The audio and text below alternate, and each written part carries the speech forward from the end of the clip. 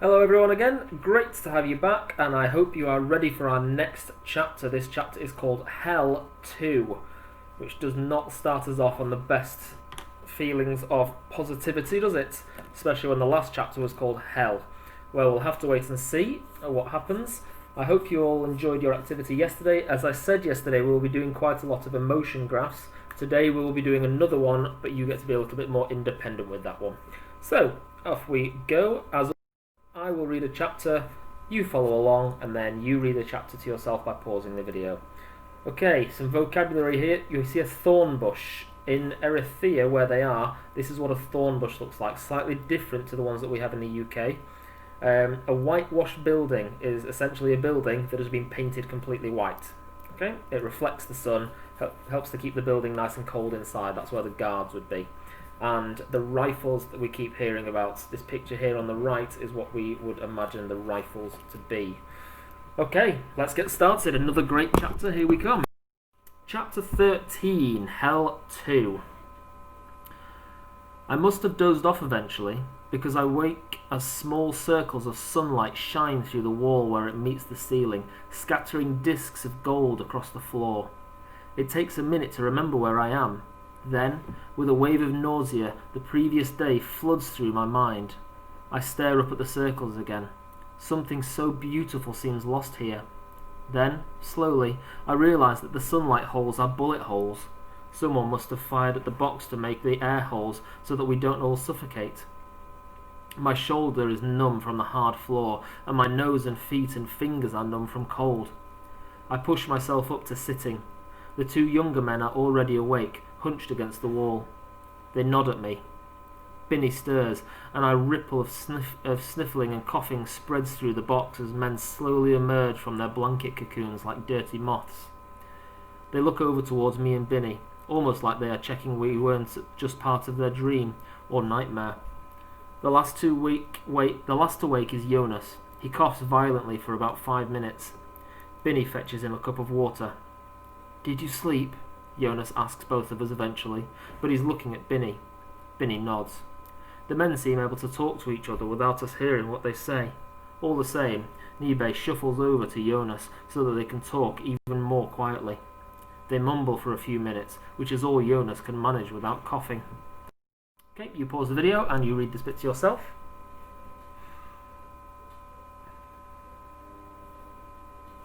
Okay, welcome back. As always, I'll read this last little bit and then we'll move on together. But we hadn't even gone anywhere. I realise that my voice has been getting steadily louder and everyone's eyes are fixed on us. "How long do you think they'll keep us here?" I whisper again. Looking at these guys, I don't think anyone gets to leave anytime soon. A feeling washes over me, a feeling I don't recognise, caused by the thought that I have no control over what is happening to me. It makes my whole body seem heavy, like I suddenly don't even have the energy to get up. My thoughts flick back to home. The smell of cooking, Lem giggling. I never sat still there, doing nothing. There was always school, homework, hanging out with Binny. An endless sequence of activity. I feel a rush of panic as I think about the day stretching ahead of us. I cannot leave this room. There is barely space to walk from one side to the other. Binny is looking around restlessly. I don't know how much more time has passed since we woke up. Maybe 1 hour, maybe 2. I try to focus on something else. "Where do you think we are?" I ask. "Which part of the country?" "In the north somewhere," Binny says. "I guess we always wanted to see places outside the city. This isn't exactly what I had in mind, though." He sounds just like he would do if we were talking in my house, relaxed, making jokes. It confuses me. I want to ask him if he's scared like I am, if he wonders whether there is something worse just around the corner. Okay, pause the video and you read this bit to yourself. And welcome back. As always, I'll read this last little sentence and we'll move on together. 3 guards in blue camouflage uniforms mark the doorway. "Out!" shouts the nearest guard. Binny and I are the first to step outside. As the others clamber painfully to their feet, I see that they all have limps or strangely twisted limbs. Limbs which look like they've been broken and not healed properly. I feel sick as I picture my leg or arm being broken and then left to heal without any medicine or doctor to take away the pain. The sick feeling quickly begins to turn into panic as I realise that the guards surrounding us may be the same men who did these things to the others. I try to breathe more slowly. Outside, I see the camp properly for the first time too. As well as the 4 metal boxes, there are 2 small whitewashed buildings with tin roofs.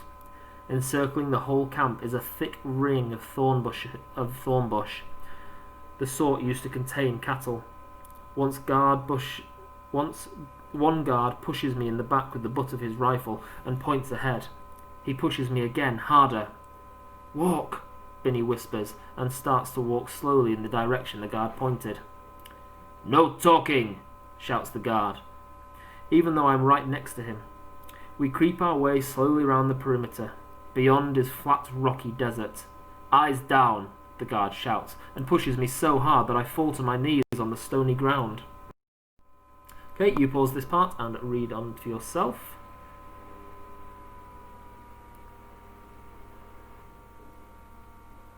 Okay, welcome back. As always, I'll read this last little bit and we'll move on together. I don't know how many hours have gone by, but I'm starting to think I might pass out from the heat and lack of air, when there is another bang on the side of the box. The bolts lift and the doors swing open once more. A guard leaves a large pan of brown liquid and a stack of bowls on the floor. The smell of food and the rush of oxygen wake everyone. As the door slams shut, the small man who passed around the rolls gets to his feet and begins dipping bowls in the liquid and handing them out. It smells sour. There are lentils floating on top. Otherwise, it looks like muddy water. I've learnt my lesson and sip at it slowly, even though I'm desperate to pour it into my mouth in one go. It tastes like muddy water too. There is almost no flavour, except a strange, sour, earthy taste. Binny and I watch the other men slowly sip the soup, making every mouthful last as long as possible. The soup wakes everybody up. There is more conversation, but still no one talks to me and Binny. Our bodies are exhausted from the journey and the lack of food the day before. At some point that afternoon, I fall asleep, waking only to eat my stale bread. And that's the end of that chapter. Like I said, I said yesterday, I hope it gets more positive, but it doesn't seem to have done so far, does it? Hope you enjoyed that chapter, and I hope we're all sort of experiencing and learning something new. Something about the rest of the world around us. Okay, like I said, we're going to be having another look at emotion graphs today. Again, continue to make a list of emotions based on this chapter. So, how is Shif feeling, Binny feeling? Think about the guards, think about the other people in the container, and think about what emotions are more likely to be there. Are we going to be having lots of emotions about joyful experiences and happy times? Really think about what kind of words you could jot down. Okay. Use your ideas to create an emotion graph just for this chapter. So before we did right up to where we'd read to, but today I want it to be just this chapter. So as before, the y-axis, that's the vertical one, goes from most negative emotions to most positive. Decide, this is your job now, decide what each of the main events in this chapter are, and then decide where to plot each event and add a word to describe the emotions of the Shif at this point. So you'll have a copy of one of these in your packs on Seesaw and your email. Fill in the boxes along the bottom with the key events. There's 1, 2, 3, 4, 5, 6, 7, 8 boxes. You don't have to do all 8 boxes. You can do 4, 5, 6. I really don't mind, but really make sure that they are just the key events. And then plot on that graph where the emotions of the characters are going to be at this point. The next little activity, once you've done that, I want you to think about the first part of the book that we've read and compare it to the chapter that we've just read today. Really think about how the character has changed, and by the character I mean Shif. So how has he changed from the start of the book to just this chapter that we've just read?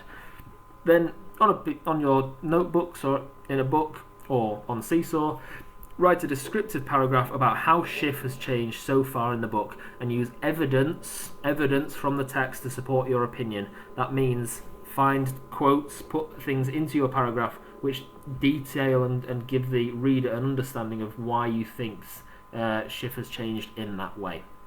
As always, please upload your work, and I really, really look forward to seeing it online and hopefully getting some ideas. And maybe you might see this book in a whole different way to the way that I do, and that'd be really interesting for me to see as well.